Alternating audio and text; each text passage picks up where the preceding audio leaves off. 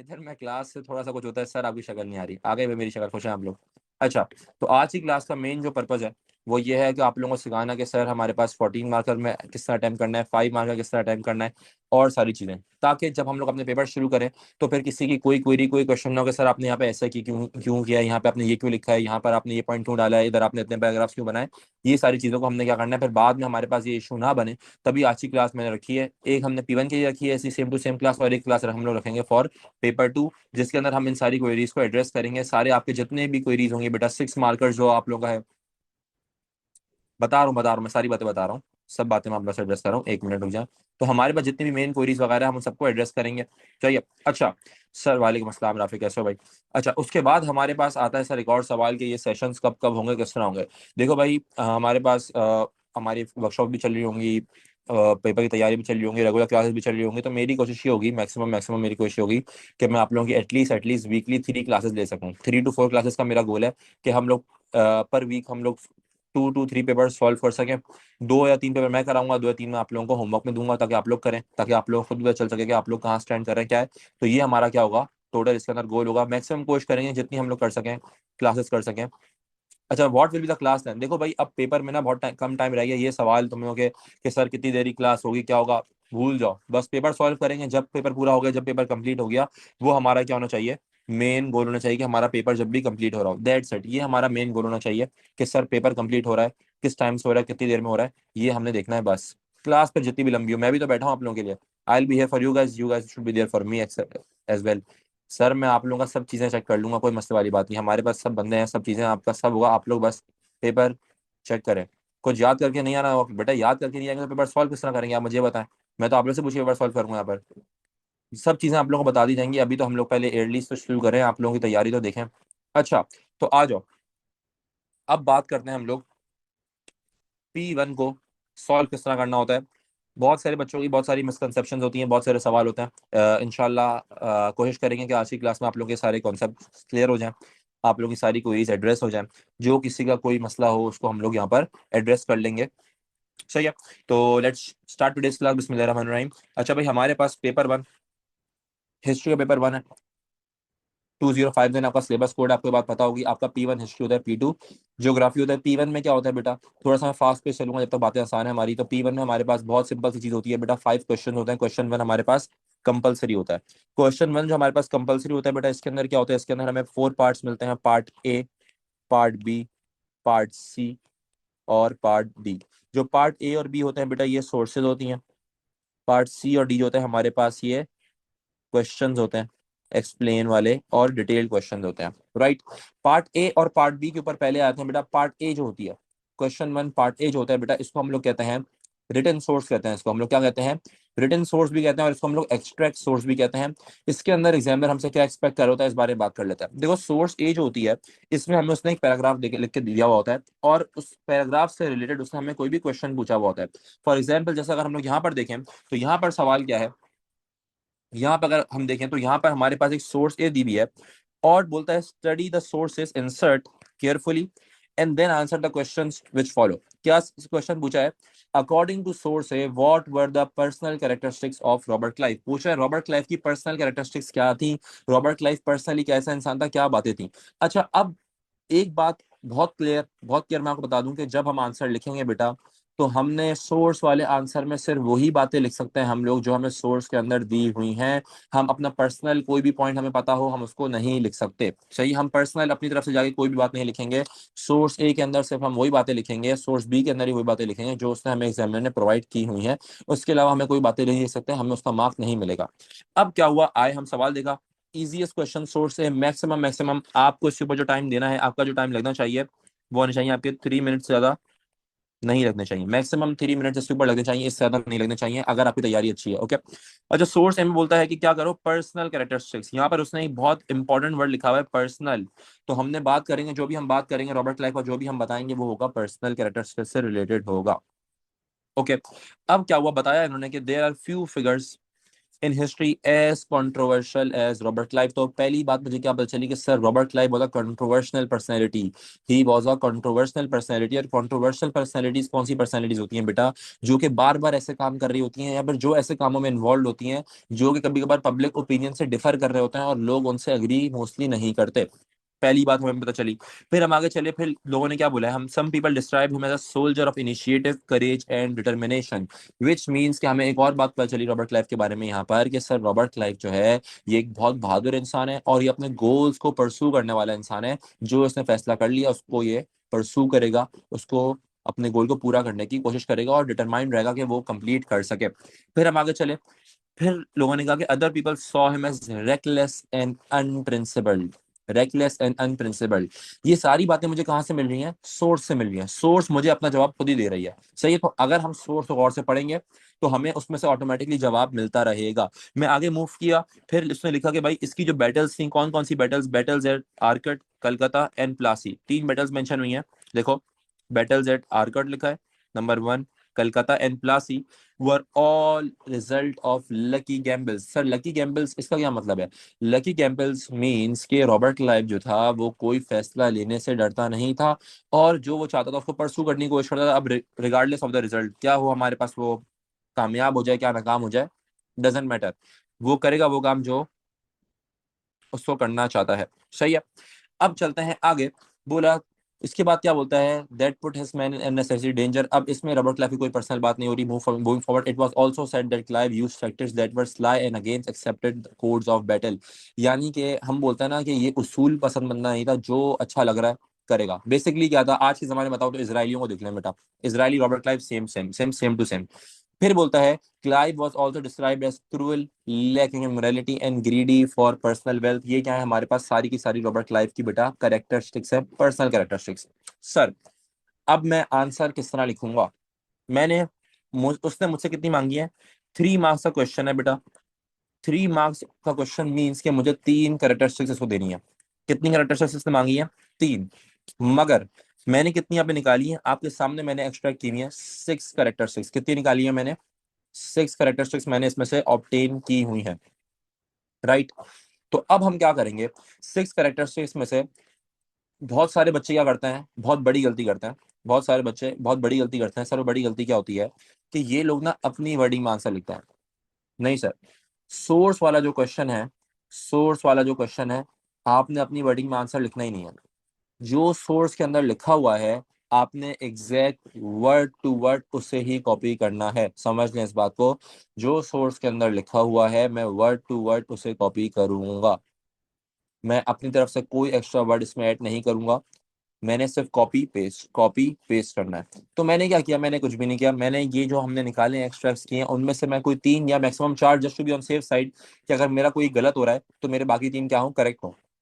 अब सर एक और बात, आपकी मर्जी है कि आप अपना सोर्स का जो आंसर है, जो आपका सोर्स एक आंसर है, आप इसको पॉइंट में लिखना चाहें या फिर आप इसको बुलेट पॉइंट्स में या फिर आप इसको पैराग्राफ फॉर्म में लिखना चाहें, totally up to you. Examiner ने इस पे कोई बाउंड्री नहीं लगाई हुई, आपकी अपनी मर्जी। हाँ, आप इसको जिस तरह लिखना चाहें, दोनों चीजें एक्सेप्टेबल होंगी एग्जामिनर के नजदीक।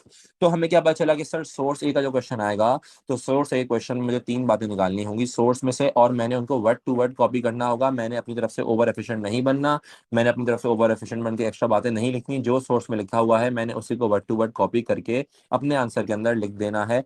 और मिनिमम 3 और मैक्सिमम 4 या 5 पॉइंट्स लिख दें, just to be on safe side. मगर टाइम मैनेजमेंट का बहुत ख्याल रखना है, क्योंकि सोर्स ए हमारे पास ऐसी जगह है जहां पर हमने टाइम को सेव करेंगे। ओके, तो हम यहाँ पर टाइम को सेव करेंगे, मैक्सिमम 3 to 4 मिनट्स इसके ऊपर इन्वेस्ट करेंगे और हमारा ये क्वेश्चन सॉल्व हो जाएगा। आई होप आप लोगों को सोर्स ए का पैटर्न पता चल गया होगा। Clear to all of you, तो जल्दी से मुझे एक थम्स अप दे दें ताकि मुझे पता चल जाए कि आप लोगों को सोर्स से क्लियर हो गई है। चैट फास्ट, कोई कोई तो चैट में लिख के पूछ लें।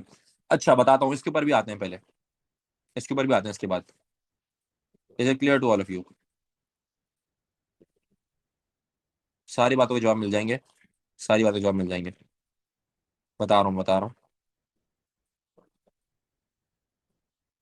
ओके, तो हमारे पास मैक्सिमम स्टूडेंट्स को क्लियर हो गया है कि सोर्स को किस तरह सोर्स करना है। We use only the words from the source. I am repeating my point. मैं यहाँ पर लिख भी देता हूँ बड़ा बड़ा कि हम क्या करेंगे, हम क्या करेंगे, ये लो भाई, मैं आप लोगों को ले देता हूँ। राइट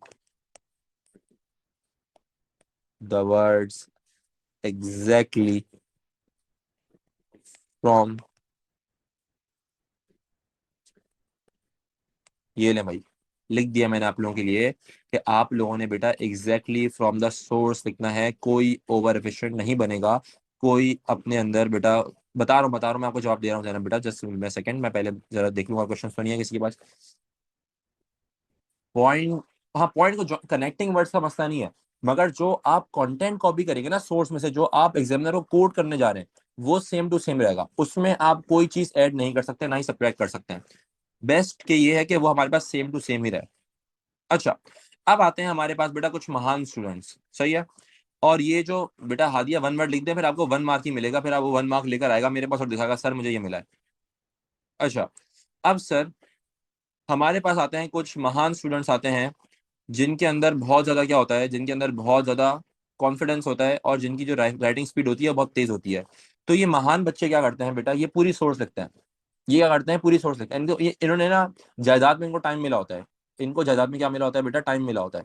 तो ये क्या करते हैं, पूरी सोर्स लिखते हैं। अगर बेटा आपकी राइटिंग स्पीड बहुत तेज है, मैं आपको बता देता हूँ इसके लिए, अगर आपकी राइटिंग स्पीड बहुत तेज है और आपकी पढ़ने की जो सलाहियत है वो बहुत ही जीरो पर है, और आप सोर्स ए में से भी 3 पॉइंट्स नहीं निकाल सकते, तो आप फिर सोर्स से पूरी लिख दें। आप सोर्स से पूरी लिखेंगे, आपको उससे पूरे मार्क्स मिलेंगे। ये मैं आपको बता रहा हूँ कि सोर्स से पूरी कॉपी करने के आपको बेटा फुल मार्क्स मिलते हैं, 3 आउट ऑफ 3 वो आपको देगा। मगर इज इट वर्थ इट?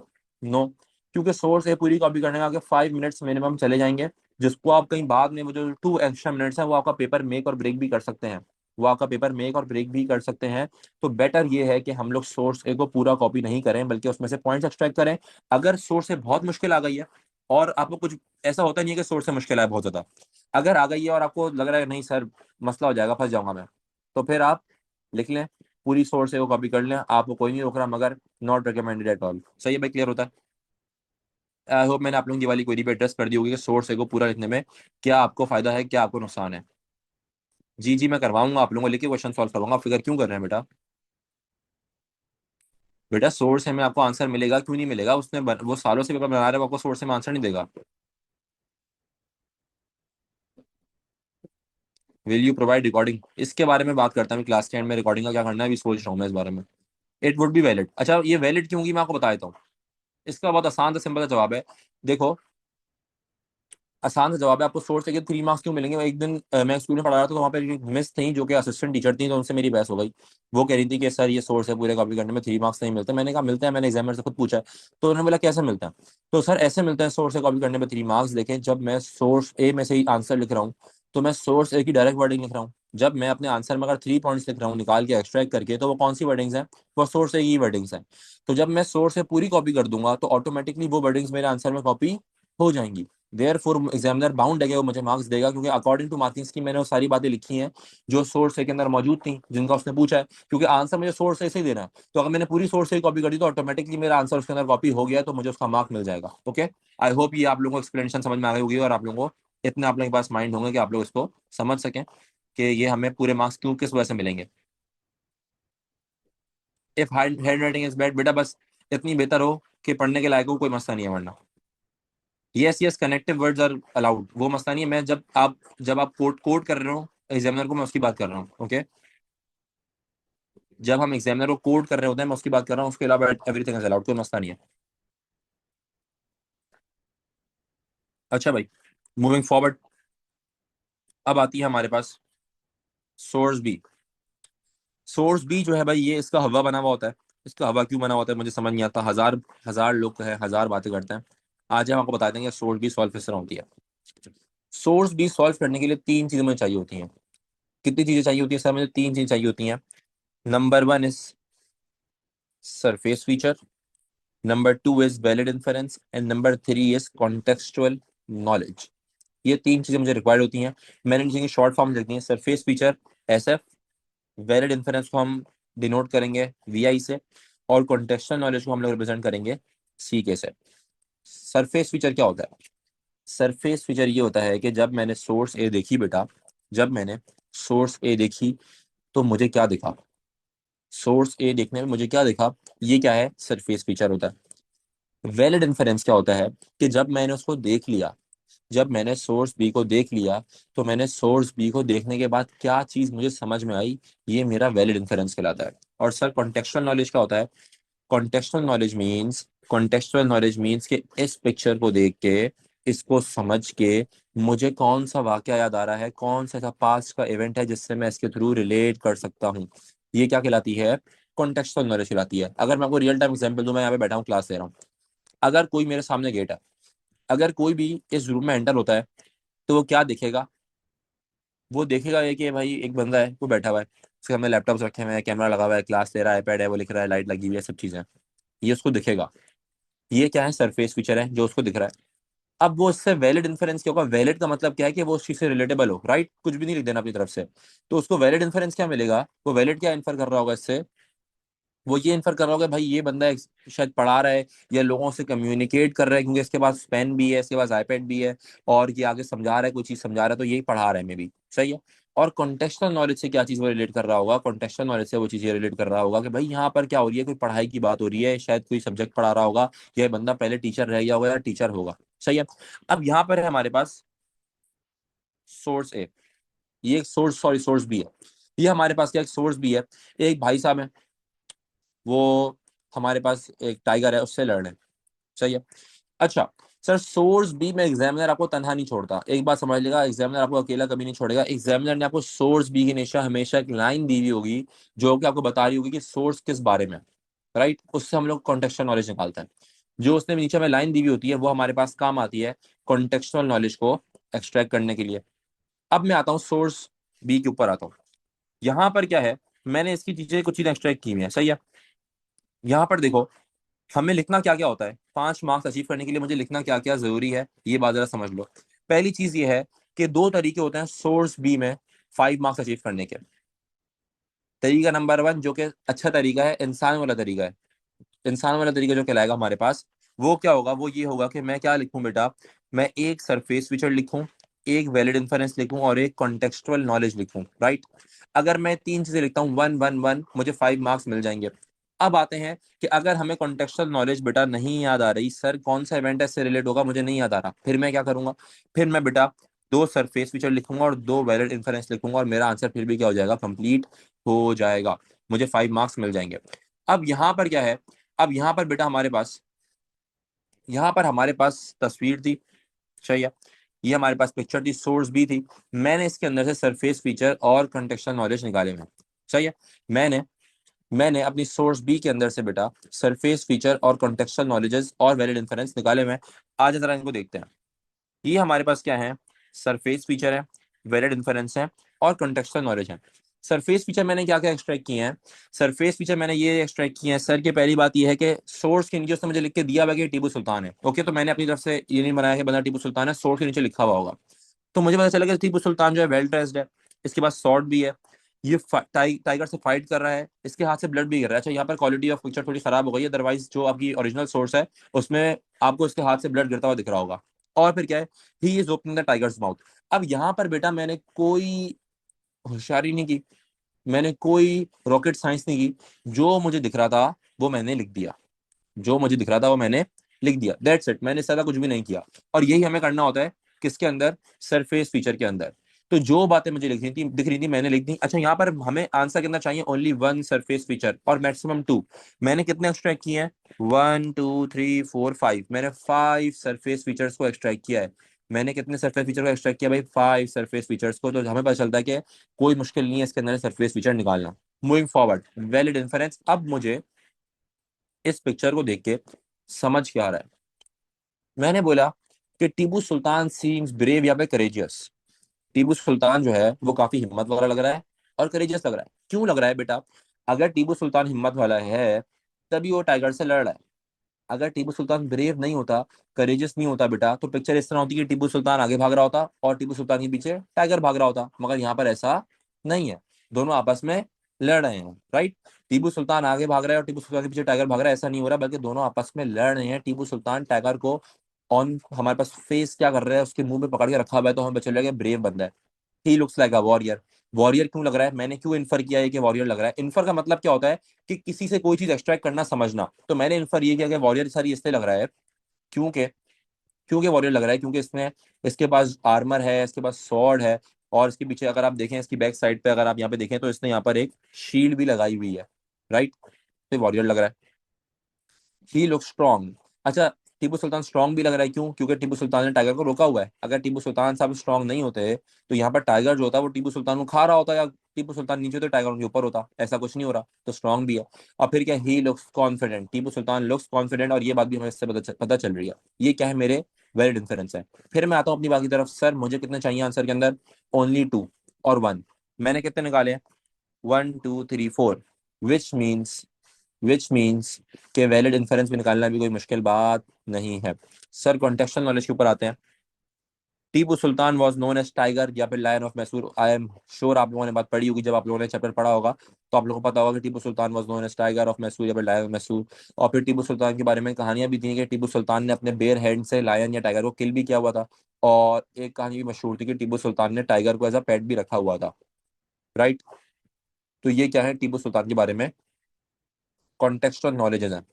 अब सर मैं अपने आंसर को किस तरह लिखूंगा? मैं अपने आंसर को किस तरह लिखूंगा? पैटर्न ये है सोर्स बी को सॉल्व करने का। पहले मैं अपने आंसर के अंदर मेंशन करूंगा बेटा सरफेस फीचर्स। सेकंड पे मैं अपने आंसर के अंदर मेंशन करूंगा वैलिड इन्फरेंस। और थर्ड पे मैं मेंशन करूंगा कॉन्टेक्सुअल नॉलेजेस। और जब मैं ये चीजें मेंशन कर रहा हूँ तो सर इसके लिए कुछ कीवर्ड्स हैं। कीवर्ड्स क्या हैं? ये देखें, ये हमारे पास क्या है, कीवर्ड्स। जब मैं बेटा सरफेस फीचर को मेंशन कर रहा हूँ अपने आंसर के अंदर, जब भी मैं सरफेस फीचर को अपने आंसर के अंदर मेंशन कर रहा हूँ बेटा, तो मैं लिखूंगा आई कैन सी। और फिर मैं आगे सरफेस फीचर्स को मेंशन करूंगा। मैं आई कैन सी लिख के अपना आंसर शुरू करूंगा और उसके बाद मैं अपने सरफेस फीचर्स को मेंशन करूंगा। फिर जब मैं आऊंगा वैलिड इन्फरेंस की तरफ तो मैं लिखूंगा इट शोज, या फिर आई कैन इन्फर, या फिर from this I can infer, जो भी मैं लिखना चाहूँ। जब मैं अपने वैलिड इन्फरेंसेस को मेंशन कर लूंगा तो जब मैं आऊंगा बेटा अपनी कॉन्टेक्सुअल नॉलेज के ऊपर तो मैं क्या वर्ड यूज करूंगा? मैं लिखूंगा आई कैन से दिस बिकॉज। ये मैंने लिखना है। मैंने यहाँ पे एरोज भी बनाए हुए हैं कि जब हम सरफेस फीचर को मेंशन कर रहे होंगे उससे पहले हम लिखेंगे आई कैन सी। जब हम लोग वैलिड इन्फरेंस को मेंशन कर रहे होंगे उससे पहले हम लिखेंगे इट शोज या फिर फ्रॉम दिस। और बेटा फिर जब मैं कॉन्टेक्सुअल नॉलेज को लिख रहा हूँ तो मैं लिखूंगा आई कैन से दिस बिकॉज, और फिर मैं अपनी कॉन्टेक्सुअल नॉलेज मेंशन करूंगा, राइट? सर आंसर लिखा हुआ दिखाते हैं। ये रहा लिखा हुआ आंसर, पढ़ लेने दीजिए। मैं आप लोगों को 2 2 मिनट्स दे रहा हूँ, उसको पढ़ लें तो आपको पता चल जाएगा। यस बेटा, इस आंसर के अंदर आपको क्वालिटी चाहिए होती है, क्वांटिटी की नीड नहीं होती। आपने रिक्वायरमेंट पूरी कर दी, आपका काम हो गया। नो सिंपलेस्ट स्टेटमेंट 5 मार्क्स का पार्ट नहीं है, छोड़ दें। सिंपलेस्ट स्टेटमेंट कोई भी नहीं लिखता बेटा। जो बिल्कुल अनपढ़ भी होगा ना वो भी 2 3 मार्क्स का लिख के आ जाएगा। सिंपलेस्ट स्टेटमेंट उनके लिए होती है जो बिल्कुल पढ़ के नहीं गए होते। बता देता हूँ वो क्या होती है, उसके बारे में बात कर लेते हैं बिल्कुल। कॉन्टेक्सुअल नॉलेज लिखना जरूरी है यार, लिख लिया करो, just to be on safe side. Okay, just to be on safe side contextual knowledge लिखना जरूरी है। अच्छी बात है, लिख लिया करें, गुनाह नहीं मिलेगा आप लोगों को। 9, देखो तस्वीर के अंदर कोई भी टीपू सुल्तान की वॉर की बात नहीं की हुई, सिर्फ टाइगर की और टीपू सुल्तान की बात करनी है हमें। कॉन्टेक्सुअल नॉलेज के अंदर हम सिर्फ टाइगर की और टीपू सुल्तान की बात करेंगे, आजान बेटा। ओके, हम कोई वॉर वगैरह मेंशन नहीं करेंगे, ये बात दिमाग में रख लो। Okay, no, you can't write this in bullet points. इसके अंदर हमें पूरा पैराग्राफ ही बनाना होगा। मैंने आपको पैराग्राफ के कनेक्टिंग वर्ड्स बता दिया, I can see, I can say this because, and I can infer this, या जो भी आप कहें। ये आपके 5 मिनट्स लेगी, मैक्सिमम आपके 5 मिनट्स लेगी। 5 मिनट ज्यादा इसको नहीं लेने चाहिए, और आप इसको 5 मिनट ज्यादा देने भी नहीं है बेटा। सही है, 5 मिनट ज्यादा इसको आपको नहीं देने। क्या समझ नहीं आया बेटा? फातिमा पूछे, मैं आपसे दोबारा बताता हूँ। क्या सर समझ नहीं आई, बताया मुझे जरा। यस, आपने पिक्चर ऑब्जर्व करनी है, जो मुझे दिख रहा है मैं वो बताऊंगा, जो मुझे समझ में आ रहा है वो बताऊंगा। हाँ ना, बेस्ट पॉसिबल वे यही है कि हम 2 सरफेस फीचर लिखें, 2 कॉन्टेक्स्ट, 2 वैलिड इन्फरेंसेस और 1 कॉन्टेक्सुअल नॉलेज लिख दें, मोर देन एनफ है, just to be on safe side. वरना 1 1 1 से भी आपका काम चल जाएगा, मगर just to be on safe side 2 2 और 1 लिख लें, कोई बात नहीं, कोई मसला नहीं है। इफ पीरियड बेटा आपको जितने सरफेस फीचर आ रहे हैं आप लिख दें, आप पूरा टाइम लगा दें सिर्फ 5 मार्क्स सॉल्व करने में, कोई मसला नहीं है। आपको डिस्टिंक्शन देगा एग्जामिनर 5 मार्क्स के अंदर। 5 मिनट्स, सोर्स भी 5 मिनट्स ओनली, बस, ज्यादा टाइम ही नहीं देना इसको। दोबारा समझा दूं? समझा देता हूं भाई, रुक जाओ। आगे पीछे करके पॉइंट मर्जी है यार, मगर पहले पहले आपके आंसर में सरफेस फीचर आएंगे, फिर वैलिड इन्फेरेंस आएंगे, फिर कॉन्टेक्सुअल नॉलेज आएगी। ये पैटर्न चेंज नहीं होगा, ये पैटर्न सेम ही रहेगा। कॉन्टेक्सुअल नॉलेज नहीं पता बेटा, अगर अगर कॉन्टेक्सुअल नॉलेज नहीं आ रही तो तीन सरफेस फीचर और तीन वैलिड इन्फेरेंस लिखने की कोशिश करें। तीन सरफेस फीचर और तीन वैलिड इन्फेरेंस लिखने की कोशिश करें, अगर सरफेस फीचर, अगर आपको कॉन्टेक्सुअल नॉलेज नहीं आ रही। समझा रहा हूँ सिंपलिस्टिक स्टेटमेंट क्या होती है। आप लोगों ने मार्किंग स्कीम बहुत पढ़ लिया है यार। ये तुम लोग जो ना, जो मार्किंग स्कीम रट के आ जाते हैं ना, फिर उनको पता भी नहीं होता मार्किंग स्कीम क्या समझा रही है। बताता हूँ मैं आप लोगों को सिंपलिस्टिक स्टेटमेंट क्या होती है, बता रहा हूँ। सिंपलिस्टिक स्टेटमेंट भी आप लोगों को बता देते हैं कि मसला नहीं है। Two surface features, two contextual knowledges, two valid inference, more than enough है। बेटा अगर आपके स्कूल के सर सिर्फ सरफेस फीचर में मार्क्स दे रहे हैं तो बस फिर क़यामत करीब आ गई है, दुआएं करना शुरू कर दें।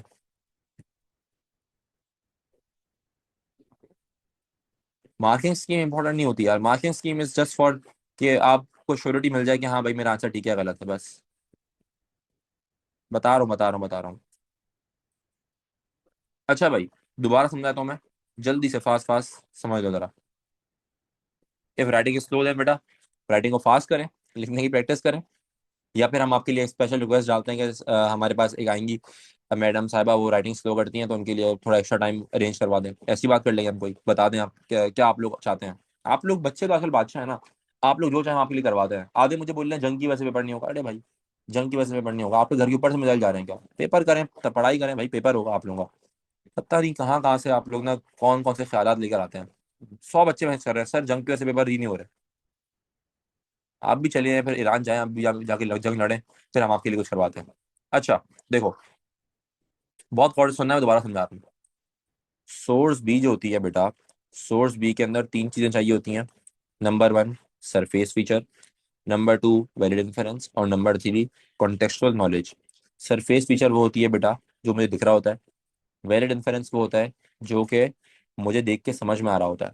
और कॉन्टेक्सुअल नॉलेज वो होती है कोई भी वाकया इस पिक्चर से रिलेटेड, या कोई भी इवेंट जो कि इससे रिलेट कर रहा हो थोड़ा बहुत भी। राइट। अब मुझे अपने आंसर के अंदर बेटा टू सरफेस फीचर मेंशन करने होते हैं। मैं आपको बेस्ट क्राइटेरिया बता रहा हूँ, ये एग्जामिनर रिक्वायरमेंट नहीं है, एग्जामिनर रिक्वायरमेंट से बढ़ के बता रहा हूँ मैं आपको। Two surface features, two valid inferences और one contextual knowledge to gain 5 marks. ये क्या है, बेस्ट पॉसिबल वे है। इसमें आप एक एक्स्ट्रा माइल आगे जा रहे होंगे just to be on safe side. Okay. जब मैं अपने आंसर के अंदर बेटा, जब मैं इसका आंसर लिखूंगा सोर्स बी का, तो मैं उसके अंदर बुलेट पॉइंट्स में मेंशन नहीं करूंगा, मैं पैराग्राफ फॉर्म में आंसर लिखूंगा नंबर वन। नंबर टू, जब मैं सरफेस फीचर को मेंशन कर रहा हूँ, क्योंकि मेरे आंसर में सबसे पहले सरफेस फीचर्स आएंगे, तो मैं लिखूंगा आई कैन सी, और फिर मैं आगे सरफेस फीचर को मेंशन करूंगा। जब मैं अपने सरफेस फीचर को मेंशन कर लूंगा तो मैं आऊंगा वैलिड इन्फेरेंस के ऊपर, उसके अंदर मैं लिखूंगा इट शोज या फिर फ्रॉम दिस। जब मैं अपने वैलिड इन्फेरेंसेस को मेंशन कर लूंगा तो उसके बाद मैं लिखूंगा आई कैन से दिस बिकॉज, और फिर उसके अंदर क्या होगा बेटा, मैं अपने जो वैलिड इन्फेरेंस होंगे वो मेंशन कर दूंगा, और इस तरह मेरा क्या होगा, एक 5 आउट ऑफ 5 का आंसर कंप्लीट हो जाएगा। क्लियर होता है? अब तो आई होप सबको समझ में आ गया होगा, इतना मैंने सुकून सुकून से बोल के समझाया है। यार ये पेड लग रहा है आपको, आपने पैसे देके बैठे हैं, आप नहीं ना फ्री में बैठे तो आप पढ़े यार, आपको क्या टेंशन है आप लोगों को। चार्ज कर लेता हूँ, वरना कल से मैं बोलता हूँ भाई पैसे दिए बार कोई नहीं आएगा। एक पूरे क्वेश्चन में कोई 30 मिनट नहीं देने, बता रहा हूँ मैं आपको। आपका जो क्वेश्चन वन है, सोर्स ए, 3 मिनट लगने चाहिए, सोर्स बी 5 मिनट ज्यादा नहीं लगने चाहिए। 4 मार्क्स में आपको मैक्सिमम 5 मिनट्स बेटा, 5 मिनट्स एट मैक्स। क्योंकि सोर्स बी फ्री, फ्री के मार्क्स होते हैं, ए और बी जो होते हैं वो फ्री के मार्क्स होते हैं। तो कोशिश करेंगे हम लोग पूरा अवेल करें। आगे पीछे करके पॉइंट लिख सकते हैं, मगर वैलिड इन्फरेंस की जगह पे वैलिड इन्फरेंस होना चाहिए, और कॉन्टेक्सुअल नॉलेज की जगह पे कॉन्टेक्सुअल नॉलेज होना चाहिए। ओके जी लबी का बेटा। Sir we basically have to observe pick but tell, हाँ। आपकी 2 या 3 डिटेल्स हो गई, बहुत है लबी का। ओके। अच्छा भाई, और किसी का कोई क्वेश्चन है? अच्छा भाई, और क्या सवाल है? ओके भाई, क्लियर हो गया सबको आई होप। यार तुम्हारे मॉक्स में तुम्हारे सर सेक्शन 3 दे रहे होंगे तुम्हें, कंपल्सरी सेक्शन 3 आएगा इस बार, सबके मॉक्स में सेक्शन 3 कंपल्सरी में आ रहा होगा। मेरे स्टूडेंट भी सुन लें बेटा, आपके मॉक्स में भी सेक्शन 3 कंपल्सरी आ रहा होगा। पढ़ ले जाए, कितना बता दिया मैंने आप लोगों को। अगर कॉन्टेक्सुअल नॉलेज दें तो मसला तो नहीं है, एक कॉन्टेक्सुअल नॉलेज ही चाहिए, मोर देन इनफ है, एक कॉन्टेक्सुअल नॉलेज ही बहुत होती है। मार्किंग स्कीम कब इंपॉर्टेंट होती है बताता हूँ मैं आपको। देखो बेटा, मार्किंग स्कीम मार्किंग स्कीम सिर्फ तब इम्पोर्टेंट होती है जब मैंने अपना पेपर लिख लिया हो, मैंने अपना आंसर लिख लिया हो, और मुझे डबल चेक करना हो कि मैंने अपने आंसर के अंदर जो पॉइंट्स मेंशन किए हैं क्या वो आंसर से रिलेटेड है या नहीं है। मार्किंग स्कीम को देख के कभी भी आप पूरा आंसर नहीं बना सकते। सिर्फ 3 मार्क्स, 5 मार्क्स और 4 मार्क्स, ये 3 क्वेश्चन ऐसे हैं जिनको आप पूरा मार्किंग स्कीम से देख के सॉल्व कर सकते हैं। इसके अलावा आपके PST 2059 पेपर 1 के अंदर बेटा कोई भी 7, 14 और 10 मार्क्स का ऐसा क्वेश्चन नहीं है जो कि आप पूरा का पूरा मार्किंग स्कीम से देख के सॉल्व कर लें। ओके, आई होप मेरी बात क्लियर हो गई होगी आप लोगों को। सही है भाई, क्लियर है। अब आते हैं, अब आते हैं हम लोग 4 मार्कर के ऊपर। 4 मार्कर में क्या होता है, क्या कहानी है? वो आसान तरीन है। 4 मार्कर तो आसान तरीन है, तो ये तो छोटे से बच्चों को पता होता है। कितने बार सॉल्व करना है बेटा? 5 साल के बार सॉल्व करें आगे। अच्छा भाई, सो 4 मार्क्स के अंदर क्या होता है? 4 मार्क्स के अंदर वो हमसे कोई इवेंट वाला क्वेश्चन पूछा होता है, पर्सनैलिटी के ऊपर पूछा होता है, बहुत आसान क्वेश्चन होता है। तो हमने 4 मार्क्स के अंदर बेटा हमें सिर्फ और सिर्फ 4 फैक्ट्स मेंशन करना होता है। बेटर ये है कि आप 5 to 6 मेंशन कर दें, ताकि अगर आपका कोई एक दो गलत भी हो तो आपके बाकी फैक्ट्स के थ्रू आपको आंसर मिल जाए। ये जो आंसर है बेटा, ये आप बुलेट पॉइंट्स में भी लिख सकते हैं और पैराग्राफ फॉर्म में भी लिख सकते हैं, मगर paragraph form is recommended. 4 marks के ऊपर कोई ज्यादा टाइम नहीं लगाना आपने बेटा। 4 फैक्ट्स लिखने हैं, बुलेट पॉइंट्स में लिखें, पैराग्राफ फॉर्म में लिखें, जो आपको अच्छा लगता है। बेटर ये है कि आप पैराग्राफ फॉर्म में लिखें एंड दैट्स इट। इससे ज्यादा आपको किसी चीज की नीड नहीं है। ओके, क्लियर होता है। 4 मार्क्स तो बेसिक है, मैं इसमें इतना टाइम इन्वेस्ट नहीं कर रहा, ये तो सबको आता होता है। So let's move forward. 5 to 6 points are more than enough. अगर आपको पता है कि आप सही पॉइंट्स लिख रहे हैं तो 5 to 6 points are more than enough.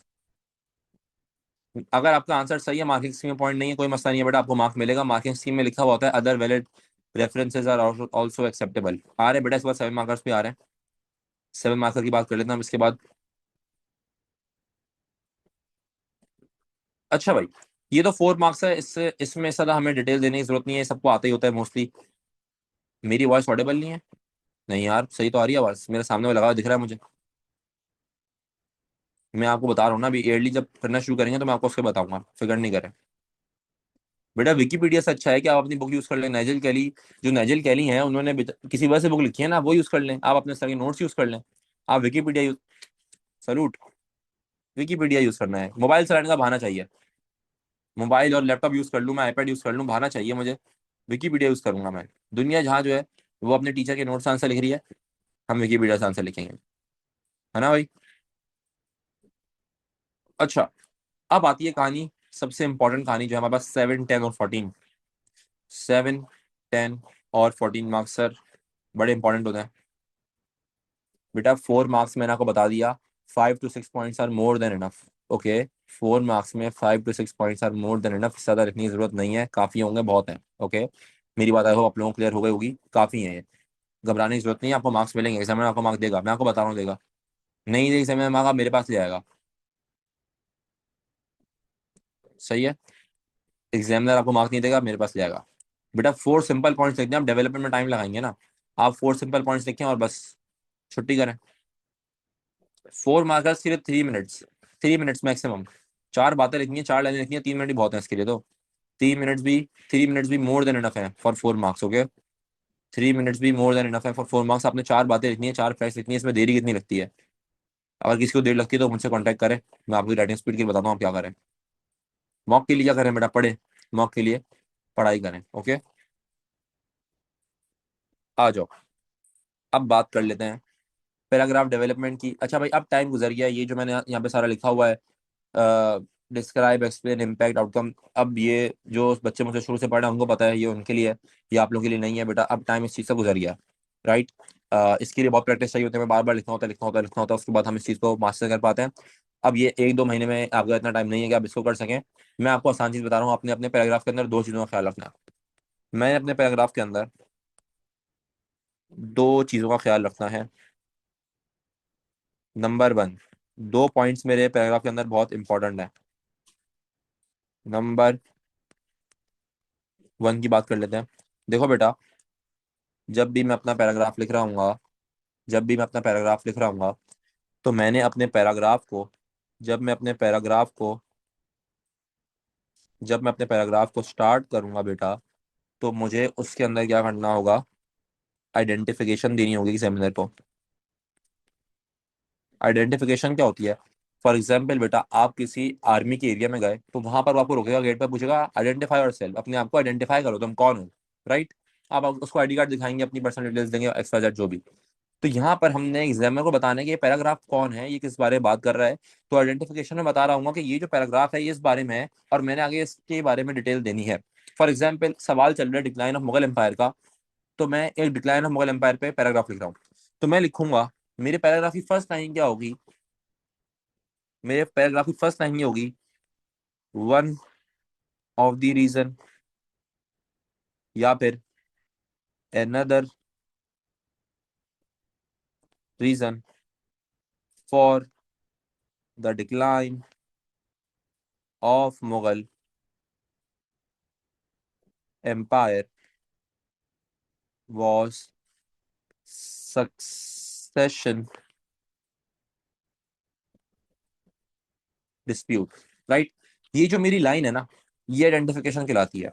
जब इसमें वर्ड सक्सेशन डिस्प्यूट वो पढ़ेगा, जब एग्जामिनर इसमें वर्ड सक्सेशन डिस्प्यूट पढ़ेगा, तो उसको ये बात पता चलेगी कि अब इस पैराग्राफ में ये जो स्टूडेंट है, ये जो हमारे पास एक कैंडिडेट है, ये किस बारे में बात करने वाला है, ये कैंडिडेट एक सक्सेशन डिस्प्यूट के बारे में बात करने वाला है।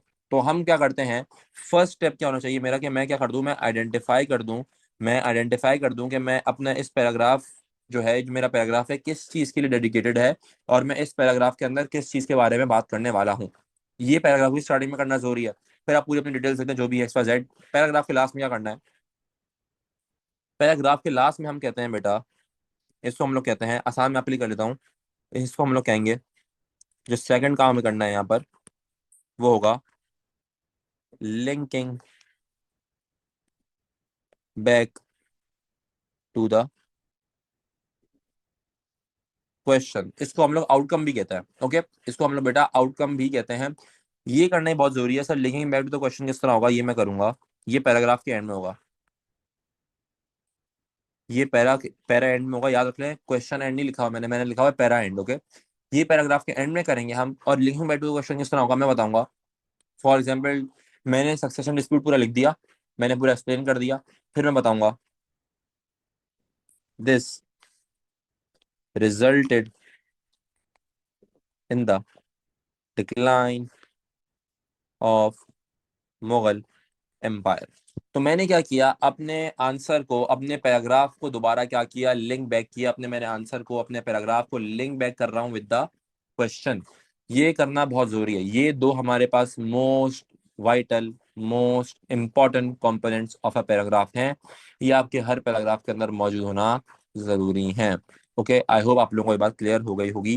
दो चीजें हैं, एक है बेटा हमारे पास आइडेंटिफिकेशन, और एक है हमारे पास linking back to the question. ये दो most important, most vital components हैं, और इन दोनों का आंसर के अंदर होना जरूरी है। ओके बेटा, क्लियर होती है? जल्दी से थम्स अप कर दें मुझे, if it's clear to all of you. Chat fast, give me a thumbs up. I hope आप लोगों को क्लियर हो गया होगा कि मैंने क्या समझाया है।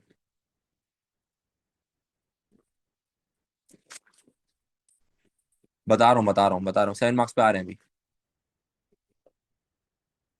इसके 7 मार्क्स पे 14 10 मार्क्स कराऊंगा।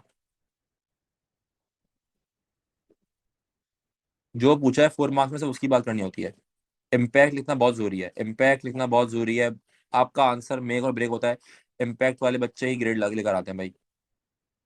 7 मार्क्स पे आ रहे हैं अभी, आ रहे हैं। अच्छा भाई, अब बात कर लेते हैं 7 मार्क्स की। सर 7 मार्क्स में कितना लिखना होता है, क्या लिखना होता है, सारी बातें एक मिनट में देख लूँ, किसी और कोई क्वेश्चन तो नहीं है, मैं जल्दी सबको रिप्लाई कर दूं।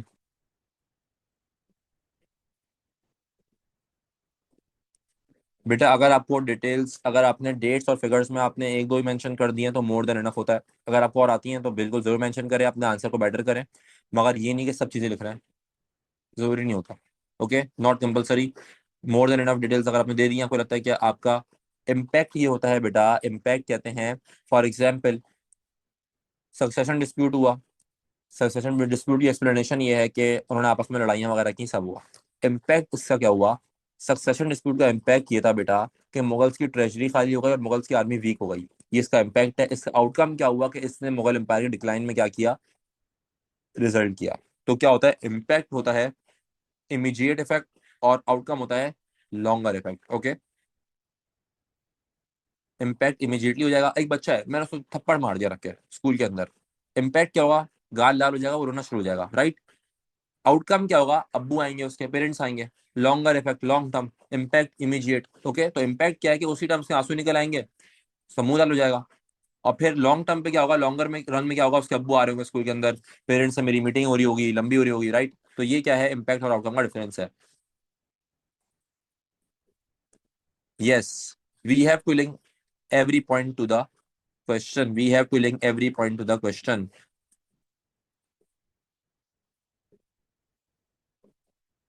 देखो, इम्पैक्ट और आउटकम में डिफरेंस यही होता है कि इम्पैक्ट इमीडिएटली होता है, फिर हम आउटकम को इम्पैक्ट से लिंक कर रहे होते हैं और क्वेश्चन से लिंक कर रहे होते हैं, राइट? तो अगर आपके स्कूल के सर ने बोला है कि आपने क्या लिखा, as the successor of Aurangzeb were fighting each other, तो ये लंबी है। इस लंबी करने से बेहतर ये कि आप बताएं कि क्या हुआ, एक्सप्लेनेशन में आ जाएगी ना बात की। सक्सेशन डिस्प्यूट में लड़ाई हो रही थी, राइट? जब लड़ाई हो रही थी तो क्या हुआ हमारे पास? अच्छा, यहाँ पर बेटा प्लीज प्लीज प्लीज आप लोग इम्पैक्ट और आउटकम को कंक्लूजन से कंफ्यूज मत कर लेगा। यहाँ पर हम बात कर रहे हैं इम्पैक्ट और आउटकम की, conclusion is a whole different thing. ये हम पैराग्राफ की बात कर रहे हैं, ओके? तो आप इसको उससे कंफ्यूज नहीं कर लेगा।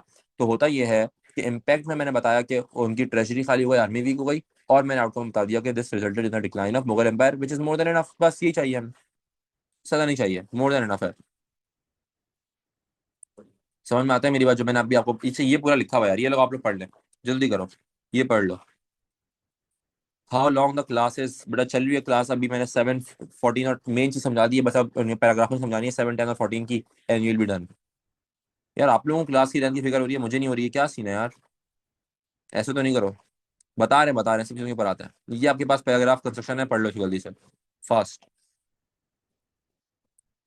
नो, आई टेल यू कि हमारे पास पैराग्राफ्स में क्या सीन है, किस पे फोकस करना है, किस पे कम फोकस करना है, अभी उसके ऊपर आएंगे तो बात करेंगे। ओके, आप लोग की सारी मिथ्स खत्म कर दूंगा मैं आज। और ये जितनी बातें मैं कर रहा हूँ बेटा, ये सारी की सारी मैंने खुद एग्जामिनर से सीखी हैं भाई।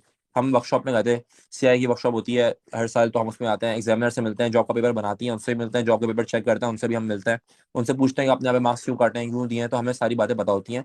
तो ये सारी मेरी कोई बात नहीं है इसमें, सारी की सारी आपकी सीआई वालों की, कैमरे वालों की बात है, ओके? तो मैं अपनी तरफ से कुछ भी नहीं कह रहा, आप जाके इसको डबल चेक कर लेगा मार्किंग स्कीम से कहीं से भी, या फिर मैं आपको सीआई के ऑफिशियल डॉक्यूमेंट भी दिखा दूंगा, उसमें कोई मसला नहीं है, ओके? वो मसले वाली बात नहीं है। आप अभी समझ ले क्या क्या है।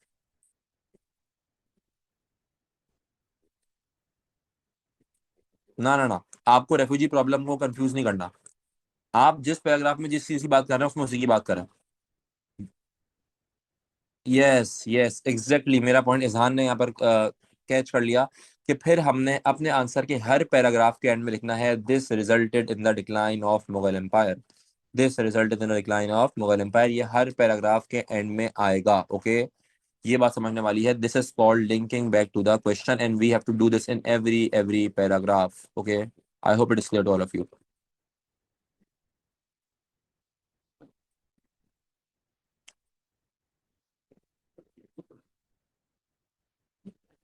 अभी इंशाल्लाह ज्योग्राफी भी आएंगे, ज्योग्राफी भी देखते हैं ना। अभी तो हिस्ट्री तो कर लो तुम लोग पहले। तुम लोग भागते हो यार, तुम लोग ये तो पढ़ लो। वाकई में बहुत तुम लोग रॉकेट हो भाई। ये भी कर लें, वो भी कर लें, सब करा देंगे भाई। हम बैठे हैं आपके लिए, यहाँ पर क्लास लगाई है, ग्रुप बनाया, तो कोई वजह तो कराए ना। यहाँ पे आप पेपर के एंड तक हम आपके साथ हैं, हम फिक्र नहीं करें। पेपर के लास्ट दिन हम आपकी क्लास रखेंगे बस, और बोले जिस दिन आपका अगले दिन पेपर होगा उससे पहले दिन बैठ के हम बैठ जाएंगे। इस conclusion compulsory, oh my God. Mamun बेटा, कहाँ रह रहे हो तुम? कौन सी दुनिया में रह रहे हो? तुम्हें किसने पढ़ा है? कंक्लूजन के बगैर तो लेवल 5 अचीव नहीं होगा, लेवल 5 ही कंक्लूजन है। यार वाकई में तुम लोग भाई, तुम लोग पढ़ो, तुम लोग हर क्लास में आओ, पूरे पूरे लेक्चर दो, तुम लोग बहुत जरूरी है तुम लोग के लिए। अगर मेरा कोई स्टूडेंट पूछता ना मुझसे, उसको घर पे बुला के मारता मैं। यस बेटा, सेम लिंकिंग सेंटेंस आएगा हर पैराग्राफ के एंडिंग में।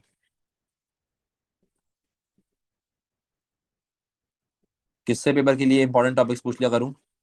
है बा बेटा, किसको मैसेज कर दिया तुमने? शहरी तक वाली क्लास का बताता हूँ तुम लोगों में।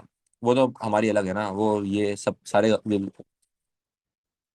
पैराग्राफ की लेंथ कितनी होनी चाहिए? पैराग्राफ की लेंथ एग्जामिनर से बेटा नहीं पूछ सकते, क्योंकि होता यह है कि हमारे पास बहुत सारे टीचर्स होते हैं, 15-20 पेपर बनते हैं, फिर उसमें से एक पेपर यूनानिमसली सिलेक्ट होकर आ जाता है। तो पता नहीं होता है किसका पेपर आ रहा है, क्या आ रहा है। इसी तरह जब आपके पेपर चेक होने आते हैं, तो जो आपका फर्स्ट पेज होता है वो हट के आता है, तो पता नहीं होता एग्जामिनरों के पेपर किसका ही है। कंक्लूजन में 2 मार्क्स किस तरह गेन कर सकते हैं? देख रहे हो कोने में टॉप लेफ्ट में, देखो इधर कोने में आपको दिख रहा होगा कंक्लूजन की फाइल खुली हुई है। तो अगर आज क्लास में हमारे पास टाइम बच गया तो मैं कंक्लूजन भी सिखा दूंगा आप लोगों को। नहीं, हमें सिर्फ लिंकिंग को सेंटेंस लिखना है, हमें कंपैरिजन नहीं करना। ओके, कोई कंपैरिजन नहीं करना हमें। 6 मार्कर थोड़ी करें ज्योग्राफी का कंपैरिजन करेंगे। अफान बेटा तुम बहुत सवाल पूछते हो, बता रहा हूँ, सबर सबर सबर। यस, ऐसा ही है बेटा, ऐसा ही है। और किसी कोई क्वेश्चन है जल्दी जल्दी करो, फिर हम लोग क्लास के एंड की तरफ मुंह करते हैं। सर सिलेबस पूरा कराएंगे आप हिस्ट्री और ज्योग्राफी का? बेटा मैं सिलेबस पूरा कराने के लिए बैठा हूँ, मैं पास पे कराने के लिए बैठा हूँ, मैं पास पे कराऊंगा। आपको सिलेबस पूरा करना है, आप मेरी वर्कशॉप में आ जाए, मैं आपको वहाँ पे करा दूंगा बस। आप वर्कशॉप में आ जाएगा, वहाँ पे आपको सिलेबस पूरा करवा देंगे, A to Z पूरा बस। अब बेटा आपके स्कूल टीचर तो मार्क्स डिडक्ट करें, मगर सीआई वाला नहीं करेगा, आप छोड़ दें। आप सीआई को फोकस करें ना, छोड़ें आप स्कूल टीचर को, ऐसी वैसी स्कूल टीचर की। सर वर्कशॉप की डेट्स बता देंगे बेटा, अभी डिसाइड कर रहे हैं, बहुत सारी चीज़ें क्लैश आ रहा है, उनको भी देखना है, सब चीज़ें निपटानी है। अच्छा भाई, अभी मैं 14 मार्क्स सिखाऊंगा तो बता दूंगा कितना टाइम इन्वेस्ट करना है। सामान तुम्हारी वर्कशॉप भी ले लेंगे बस, और बोलो तुम लोग पैसे दे के आओगे मगर। अच्छा भाइयों और बहनों, अब आते हैं जिसके लिए इतनी लंबी बात की हमने, इम्पैक्ट आउटकम सारी बातें की हैं, उसके ऊपर। ओहो, ये क्या हो गया? 7 मार्क का जो क्वेश्चन आएगा बेटा, दो वर्डिंग मेजरली एग्जामिनर यूज कर रहा होगा, एक होगी एक्सप्लेन की और एक होगी वाई की। सही है। नंबर 1, वो आपसे पूछ रहा होगा वाई या फिर एक्सप्लेन। अब आपके आंसर के अंदर ना, आपने जब मार्किंग स्कीम खोली होगी बेटा, तो उसमें लिखा हुआ है 1 मार्क लेवल 1, और लिखा हुआ है सिंपलिस्टिक स्टेटमेंट, राइट? ये लिखा हुआ होता है। तो जो 1 मार्क और सिंपलिस्टिक स्टेटमेंट है, ये आप लोगों के लिए नहीं है बेटा। आपका जब भी आंसर शुरू हो रहा होगा 7 मार्क्स से लेवल 2 से हो रहा होगा, जब आप 4 मार्क्स 14 मार्क्स से 10 मार्क्स कर रहे होंगे, तो आपका आंसर डायरेक्ट लेवल 3 से शुरू हो रहा होगा। क्योंकि जब आप पैरा 1 लिखेंगे तो आपका लेवल 3 ऑटोमेटिकली अचीव हो जाएगा, राइट? ये बात जरा समझ लें। सर 3 चीजें मुझे फोकस में रखनी है 7 मार्क्स सॉल्व करते हुए। पहली बात तो ये कि 7 मार्क्स जो आएगा बेटा, वो हमेशा हमारे पास सिंगल इवेंट या पर्सनैलिटी पे आ रहा होगा। मल्टीपल चीजों पे 7 मार्क्स बहुत रेयर आता है। 7 मार्क्स में मोस्टली हमसे 1 इवेंट या 1 पर्सनैलिटी टेस्ट कर रहा होता है। तो ये एक ही बंदे के ऊपर बात आ रही होती है, एक ही इवेंट के ऊपर बात आ रही होती है। नंबर 1। नंबर 2, पैराग्राफिंग क्या होगी? Firstly, secondly, lastly. पैराग्राफ को कितना स्टार्ट कर रहा हूँ मैं बेटा? फर्स्टली, सेकेंडली और लास्टली के साथ स्टार्ट करूंगा। इंपॉर्टेंट कीवर्ड्स है। अच्छा, 7 मार्क्स के अंदर बेटा बैकग्राउंड डिटेल देना जरूरी नहीं होती, ये बात समझ लें। 7 मार्क्स के अंदर we don't need to give any kind of background detail, okay? जो पता है बस वही लिखना है हमें। अब आते हैं सर आंसर के ऊपर, मार्किंग क्राइटेरिया क्या है? 3 पैराग्राफ बनेंगे, और तीनों पैराग्राफ्स बेटा मेरे क्या होने चाहिए? तीनों पैराग्राफ्स बेटा मेरे वेल डेवलप्ड होने चाहिए। तीनों के तीनों वेल डेवलप्ड होने चाहिए। एंड मोस्ट इंपॉर्टेंटली जो पैराग्राफ नंबर 1 है, सबसे ज्यादा फोकस इसके ऊपर होना चाहिए। वाई? पैराग्राफ 1 जब मैं लिखूंगा बेटा, 1 रीजन को एक्सप्लेन करूंगा। अच्छा यहाँ पढ़ना, अभी जब हम आगे बात करेंगे तो मैं आपको अभी से एक बात बता दूं, एक जरा बात समझ लें, बहुत इजी सी। वो ये है कि हमारे पास, जब मैं लिख रहा हूँ 1 पैराग्राफ, जब मैं ये बात मेंशन कर रहा हूँ ना, तो ऑटोमेटिकली आपने समझ लेना कि मैं किस चीज की बात कर रहा हूँ। 1 रीजन या फिर 1 एक्सप्लेनेशन की बात कर रहा हूँ, ओके? तो हम एक पैराग्राफ को डिनोट कर रहे होंगे 1 रीजन या 1 एक्सप्लेनेशन से, ओके? तो यहाँ पर क्या होगा, जब मैं अपना पैरा 1 लिखूंगा, यानी मैं 1 रीजन को एक्सप्लेन कर रहा हूँ किसके अंदर, पैरा 1 के अंदर, जब मैं 1 रीजन को एक्सप्लेन कर रहा हूँ, तो मुझे देगा एग्जामिनर इसके 5 मार्क्स। फिर जब मैं सेकंड रीजन को एक्सप्लेन करूंगा सेकंड पैराग्राफ के अंदर, तो मुझे मिलेगा 1 मार्क।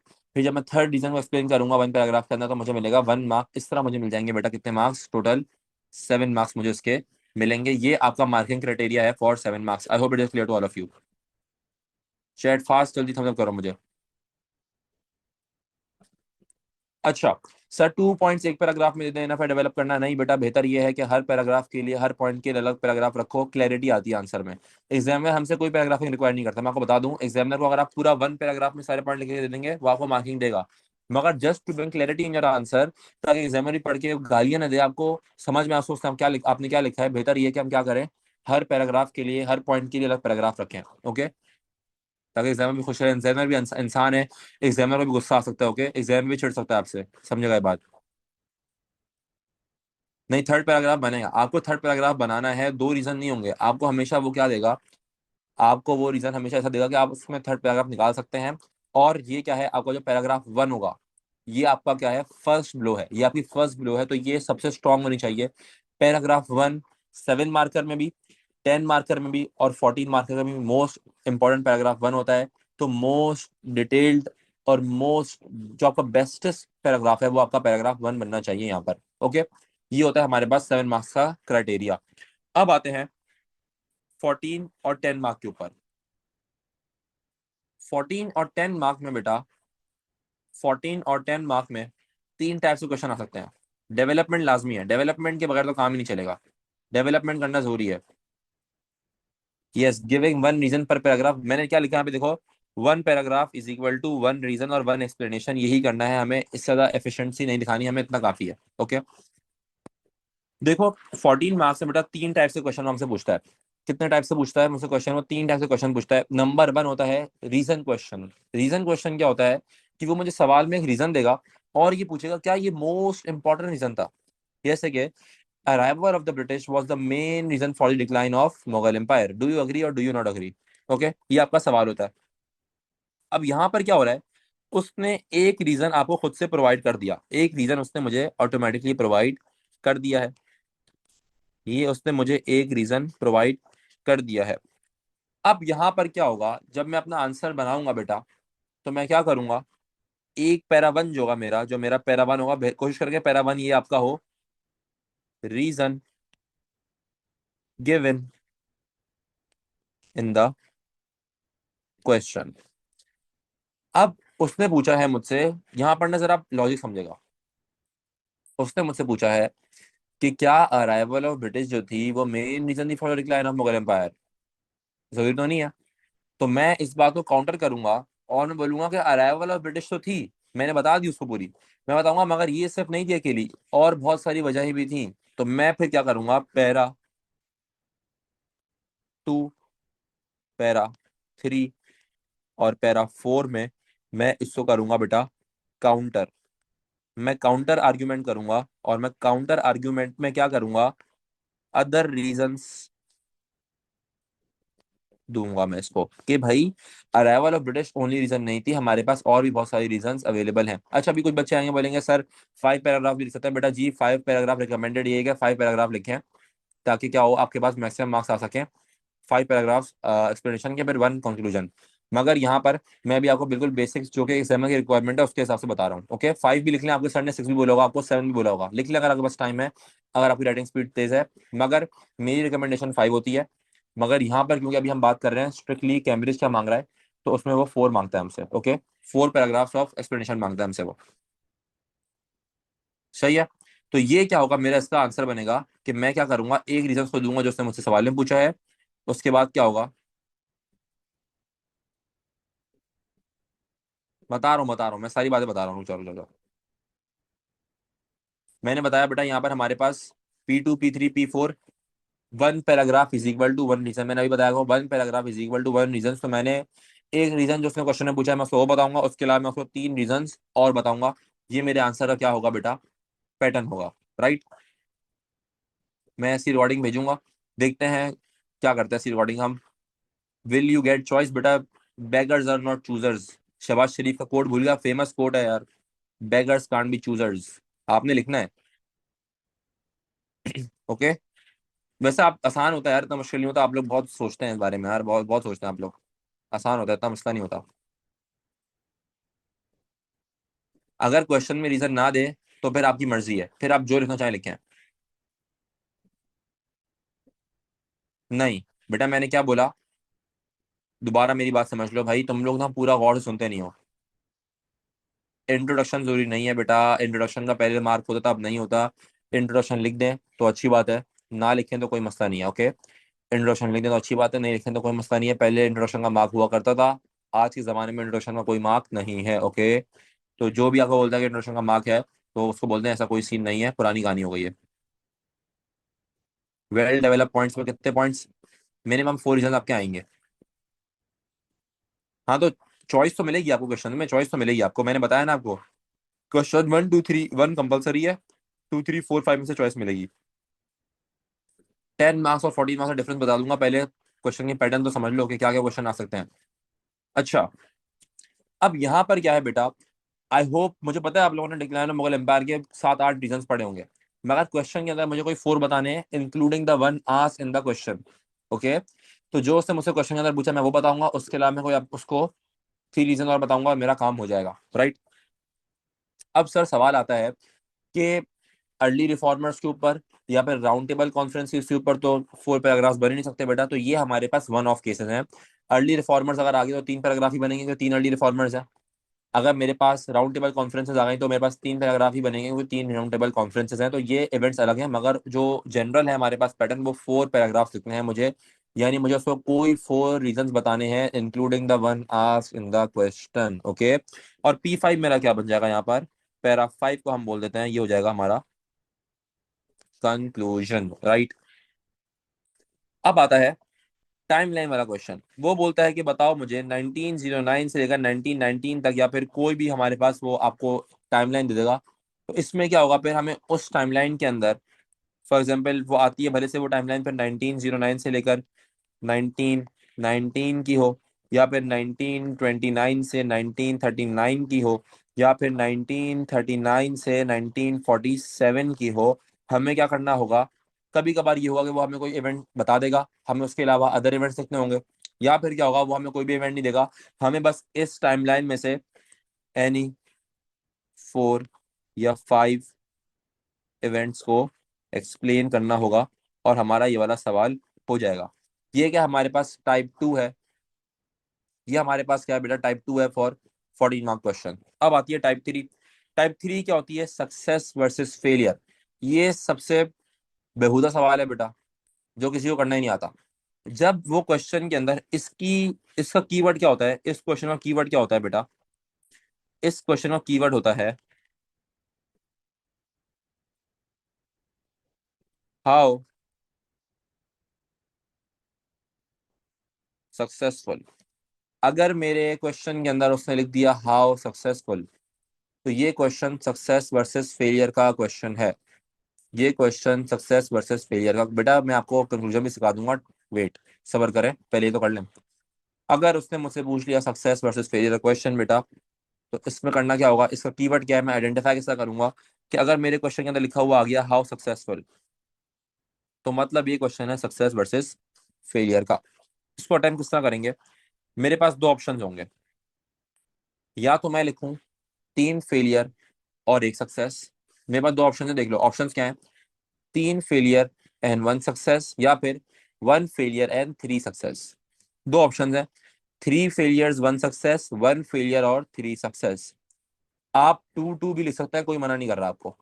मगर 2-2 लिखने के बाद क्या होगा, जब मैं कंक्लूजन पे आऊंगा तो मुझे कंक्लूजन बहुत हैवी किस्म का देना होगा, और जो आप लोग नहीं लिख सकते, ऑब्वियसली मुझे पता है आप लोग नहीं लिख सकते। तो हम क्या करेंगे, अपनी औकात में रहते हुए बेटा, हम लोग क्या करेंगे, 3 फेलियर या 1 सक्सेस, या फिर 1 सक्सेस और 3 फेलियर पे क्या कहते हैं, 1 फेलियर्स एंड 3 सक्सेस पे जाएंगे, ताकि हमारे पास क्या हो सके, हमारा कंक्लूजन जो है बाइज हो सके। ओके, नहीं सक्सेस ही पूछेगा वो आपसे। नहीं नहीं नहीं नहीं, वो आपसे क्वेश्चन सक्सेसफुली पूछेगा, हाउ फेलियर नहीं पूछेगा, वो हाउ क्या कहते हैं डिफिकल्ट, या हाउ फ्लॉड, या हाउ डिजास्टर्स नहीं पूछेगा, वो हाउ सक्सेसफुली बोलेगा आपको। आपकी मर्जी है कि आप 3 फेलियर 1 सक्सेस, या फिर 3 सक्सेस और 1 फेलियर लिखें, टोटली अप टू यू। 2-2 नहीं करेगा बेटा, क्योंकि आप लोगों की अभी औकात नहीं है, मैं आप लोगों को जानता हूँ, बहुत अच्छे से जानता हूँ। तो 2-2 जब आप लोग लिखेंगे तो आपका कंक्लूजन बहुत अच्छा होना चाहिए, जो कि आप लोग अनफॉर्चुनेटली नहीं लिख पाएंगे। तो अपने कंक्लूजन को बायस बनाने के लिए हम अपने आंसर को भी बायस करेंगे। ओके बेटा, मैंने बताया ना आपको, क्या कहते हैं, कि हमारे पास सवाल के अंदर वो हाउ सक्सेसफुली बोला करेगा, मगर हमारी मर्जी होगी कि हम 3 सक्सेस 1 फेलियर लिखें, या फिर 3 फेलियर और 1 सक्सेस लिखें, टोटली अप टू अस, हमारी मर्जी होती है। Okay, is it clear to all of you बेटा, तीनों टाइप्स ऑफ 14 मार्क्स क्लियर होते हैं बेटा, जल्दी बताओ मुझे। नहीं, 1 फेलियर मिनिमम मेंशन होना चाहिए, या फिर 1 सक्सेस मिनिमम मेंशन होना चाहिए।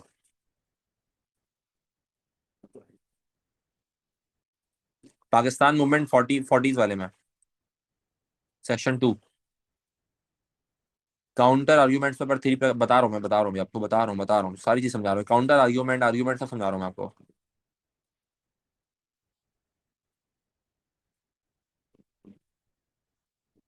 बेटा आपके टीचर ने अगर आपके इंट्रो के मार्क्स काटे हैं तो गलत काटे हैं, नहीं कटते। इंट्रो के मार्क्स होते ही नहीं है अब। नहीं, मर्जी है आपकी, मर्जी है। आप पहला सक्सेस ना बताएं, आप पहला फेलियर बताएं। आपको कौन रोक रहा है? कोई नहीं रोक रहा आपको। कौन बोल रहा है आपको पहला सक्सेस बताना है? यस, ऐसा ही है। आपको कोई नहीं रोक रहा बेटा। आप पहला जो है वो IGCSE O levels checking, paper pattern checking, सब चीजें सेम होती हैं। वर्कशॉप भी सेम ही होती है यार हमारी। हम जाते हैं IGCSE ओ लेवल्स दोनों के लिए होती है। सेम थिंग है, कोई फर्क नहीं है दोनों में। या टू वॉट एक्सटेंड वाला जो होता है हमारे पास, वो सक्सेस फेलियर में आ रहा होता है, या फिर वो रीजन में दे रहा होता है। फर्दर इम्पैक्ट आउटकम इंपॉर्टेंट है, लिख लो नहीं लिख लो, मगर इम्पैक्ट आउटकम बहुत जरूरी है। इम्पैक्ट आउटकम अगर काम नहीं चलेगा। So basically the reason the counter question development. Yes बेटा, reason in the question, counter development plus conclusion. मैं आपको बताया तो ना, मैं आपको बताता हूँ आंसर क्राइटेरिया क्या होता है एग्जामिनर का। टाइमलाइन, अच्छा हाँ, अगर टाइमलाइन में आपके इवेंट्स आगे पीछे हो रहे हैं, नो इश्यूज बेटा। बस क्वेश्चन के अंदर मौजूद होने चाहिए, भले से आगे पीछे हो जाए, कोई मसला नहीं है। मार्क्स देगा वो आपको। उसके कोई मार्क्स ही नहीं काट सकता, वो काट नहीं सकता उसके मार्क्स। वो काटेगा, हम लड़ेंगे उससे आगे।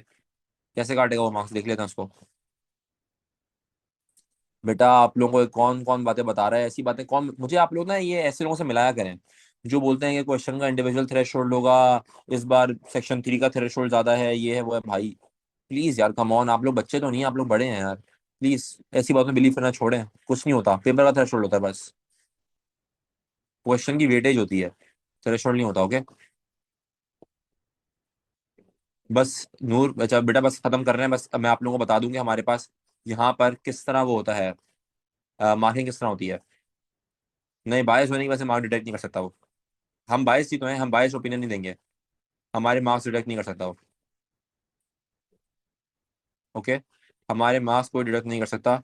ओके, मैं रिकॉर्डिंग भेज दूंगा, दोबारा देख लेना, कोई मसला नहीं है। रिकॉर्डिंग मैं आप लोगों को दे दूंगा, अभी ग्रुप में पूछ लेते हैं। मर्जी है बेटा, मैं फेलियर से स्टार्ट करूँ सक्सेस से स्टार्ट करूँ, टोटली अप टू मी, कोई मुझे नहीं रोक सकता। ओके, मेरी मर्जी होगी। सेक्शन 3 वेरी इंपॉर्टेंट भाई। मेरी मर्जी होगी, मैं फेलियर से स्टार्ट करूँ या सक्सेस से स्टार्ट करूँ। अच्छा भाई आ जाओ, बात कर लेते हैं अब। 14 मार्क्स में 15 मिनट्स, 14 to 15 मिनट्स बस। 1 मार्क के लिए 1 मिनट रख लो। आ जाओ भाई, जरा चीज समझ लो।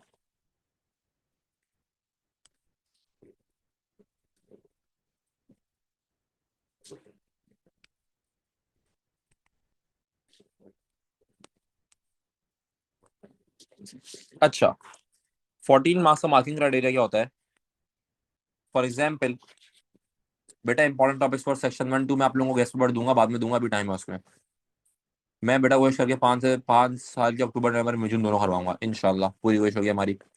ओपिनियन में डेवलपमेंट करनी। अफान बेटा, आपने ओपिनियन वाली क्लास नहीं दी, आप कहाँ थे ओपिनियन वाली क्लास में? जरा आप मुझे बताना पसंद करेंगे।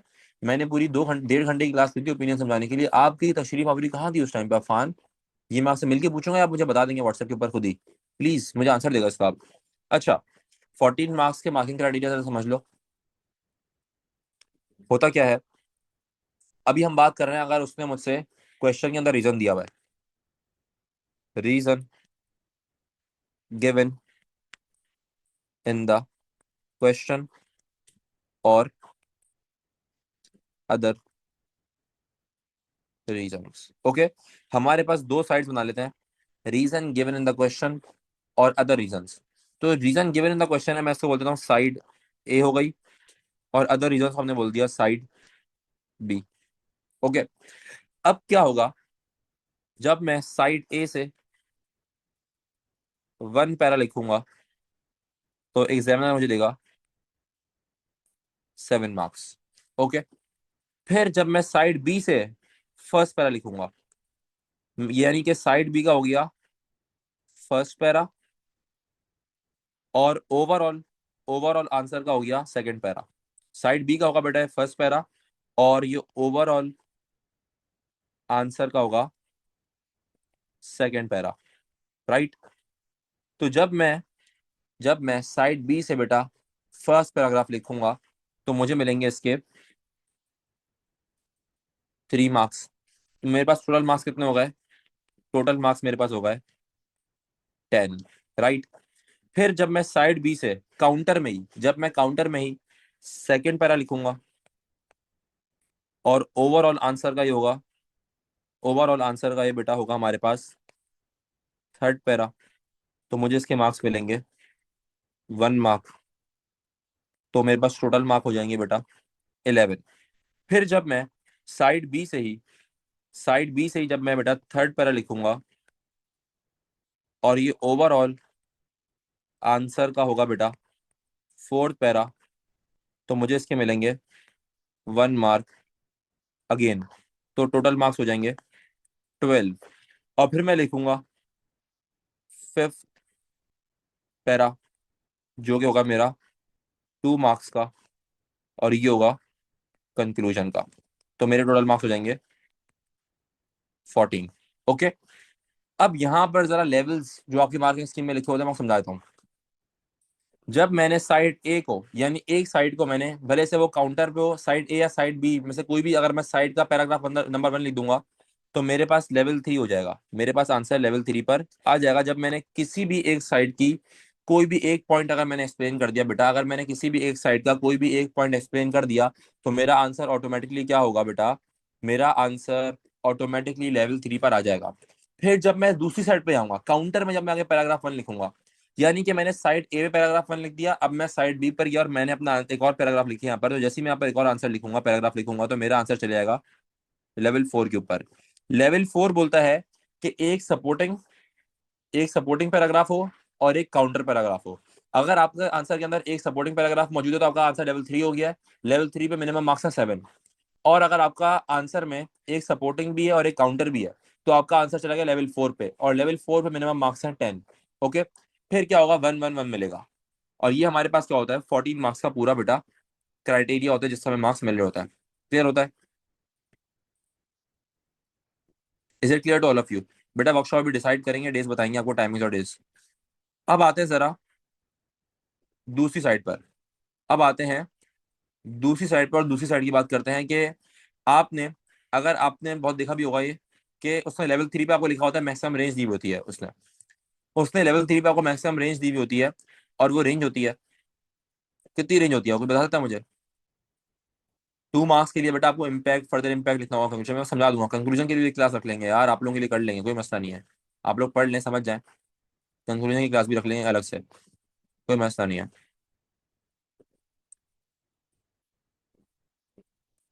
यस, मैंने फर्स्ट आरटीसी समझाई, मेरा 7 मार्क्स आ गए। मैं सेकंड बताऊंगा, मैं 3 मार्क्स मिलेंगे। मैं थर्ड बताऊंगा, मुझे 1 मार्क मिलेगा। टोटल मेरे मार्क्स हो जाएंगे, कितने हो जाएंगे हमारे पास? नहीं, 7, सॉरी सॉरी सॉरी, जो आरटीसी वाला सवाल है, 3 आरटीसी वाला सवाल है बेटा, उसमें 7 3 और 2 चलेगा। ओके, 7 फिर 3 पे 2, 7 फिर 3 पे 2, जो 3 वाला क्वेश्चन होगा उसके अंदर। हाउ सक्सेसफुल ने बाईस जी लिखना है, आंसर को बाईस जी करना है तो हाउ सक्सेसफुल के अंदर भाई, ताकि मेरा कंक्लूजन के मार्क्स मुझे मिल सके।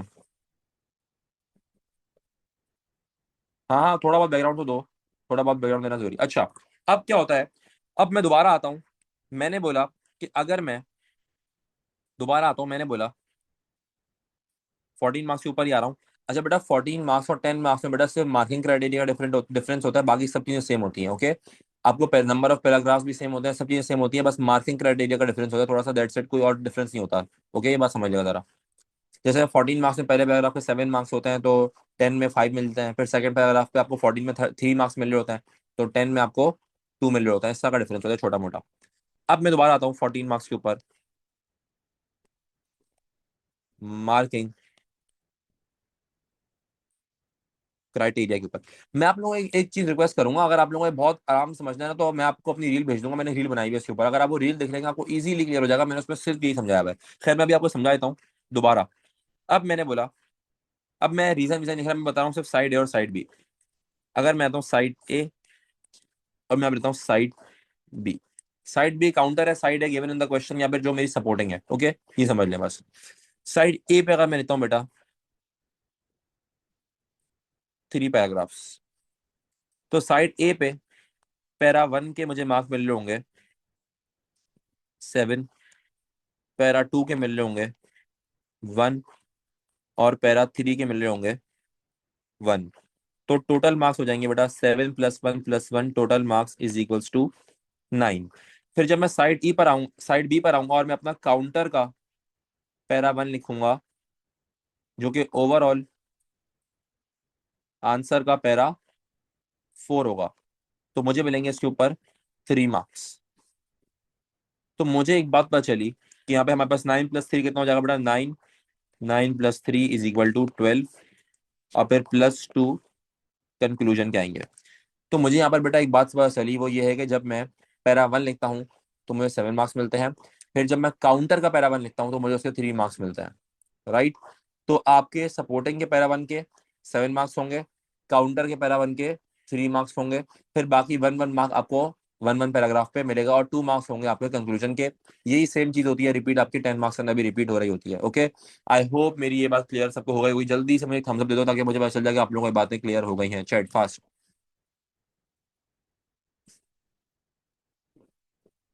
बेटा सारे सवालों फुल मार्क्स मिलता है अगर आप करना चाहें तो। काउंटर पैराग्राफ यानी दूसरी साइड पे बात कर रहा हूँ। फॉर एग्जाम्पल उसने मुझे बोला कि अराइवल ऑफ ब्रिटिश में रीजन था, तो मैंने एक तो वो लिख दिया, फिर मैं उसके अगेंस्ट पे गया, मैंने बोला सक्सेशन डिस्प्यूट भी एक रीजन था। तो जब हम उसके अगेंस्ट में पैराग्राफ लिखते हैं तो वो काउंटर कहलाता है। ओके, ये हम जब हम करेंगे पासवर्ड तो आपको और क्लियर हो जाएगा। 7 मार्क का मार्किंग क्राइटेरिया बेटा बताया, P1 5 marks, P2 1 mark, P3 1 mark. Conclusion की ये अलग क्लास रख लेंगे यार, कंक्लूजन की मैं आपको रिकॉर्डिंग दे दूंगा फिर। ये बेटा हर क्वेश्चन में पैरा 1 के 7 मार्क्स ही रहेंगे। सपोर्टिंग पैरा यानी कि मैंने क्या किया, मैंने साइड ए पर ही 3 पैराग्राफ लिख दिए। मैंने साइड ए पर ही 3 पैराग्राफ्स लिख दिए। ज्योग्राफी के लिए अलग क्लास रखेंगे इंशाल्लाह, ज्योग्राफी के लिए अलग क्लास रखेंगे, उसमें शो करेंगे। बेटा पढ़ना स्टार्ट करेंगे तो ए स्टार आ जाएगा, उसके लिए आपको मेहनत करनी पड़ेगी। ए स्टार सबका आ जाता है बेटा, पढ़ना पड़ता है, सही टीचर से पढ़े, सही पढ़े, इंशाल्लाह सबको ए स्टार आएगा। ओके, मेरी दुआ आप लोग साथ है। ओके बॉयज एंड गर्ल्स, तो आई होप आप लोगों को आज का टॉपिक्स क्लियर हो गए होंगे। जो आज हमने पढ़ा आपके लिए बेनिफिशियल होगा, आप लोगों को सारी बातें समझ में आई होंगी आई होप। और किसी की बेटा कोई क्वेरी कोई क्वेश्चन हो तो आप you can message me on WhatsApp, I will try my best कि मैं सबको वहाँ पर रिप्लाई कर सकूँ। तो तब तक के लिए बेटा स्टे सेफ, टेक केयर। इंशाल्लाह नेक्स्ट क्लास में आपकी अनाउंस कर दूंगा, उसमें हम लोग पैरा क्या कहते हैं पेपर 2 के बारे में बात करेंगे। तब तक के लिए अपना बहुत बहुत ख्याल रखेगा। अल्लाह हाफिज़।